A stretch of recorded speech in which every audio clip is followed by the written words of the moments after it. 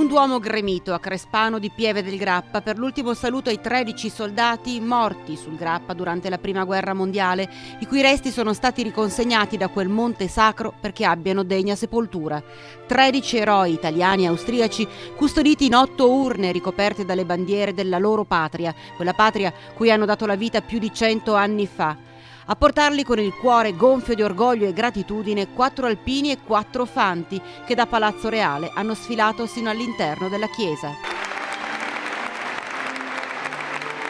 Autorità militari e civili, alpini, fanti, esercito, associazioni di combattenti e reduci, ma c'erano anche tante persone comuni e i giovani delle scuole, un'intera comunità unita più che mai, compatta per dare il degno onore ai caduti, quei caduti nemici in trincea, oggi stretti in un abbraccio di fratellanza. Generale, nessuno muore finché sarà ricordato, ha detto. Certo, nessuno muore finché sarà ricordato, è stato un piacere aver visto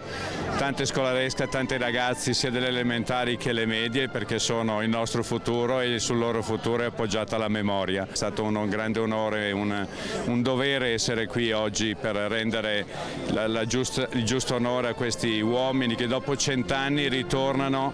alle loro famiglie. Vogliamo pensare che siano ritornati oggi alle loro famiglie e con i loro commilitoni dopo 100 anni in cui sono stati dimenticati. Come se si chiudesse un cerchio, come se le energie delle anime di questi 13 giovani soldati annientati dall'orrore e dall'inutilità di una guerra definita un massacro, un carnaio, dopo un secolo in cui hanno fluttuato in cerca di riposo, oggi potessero finalmente trovare una forma e un senso, chiudere gli occhi e sentirsi cullati dalle braccia di tutte le mamme, di tutti i fratelli, di tutti i padri che hanno perso un figlio, un amico in guerra, custoditi dalla Madonnina del Grappa. La cosa importante e bella è che questo Duomo aveva ospitato la Madonnina ferita durante il primo conflitto e chiaramente qui, prima di salire al fronte, i nostri soldati venivano per fare una preghiera, per affidare le loro vite, le loro pensieri, le loro famiglie. E idealmente è bello che siano ritornati qui ad essere salutati dallo stesso altare, dalla stessa Madonnina.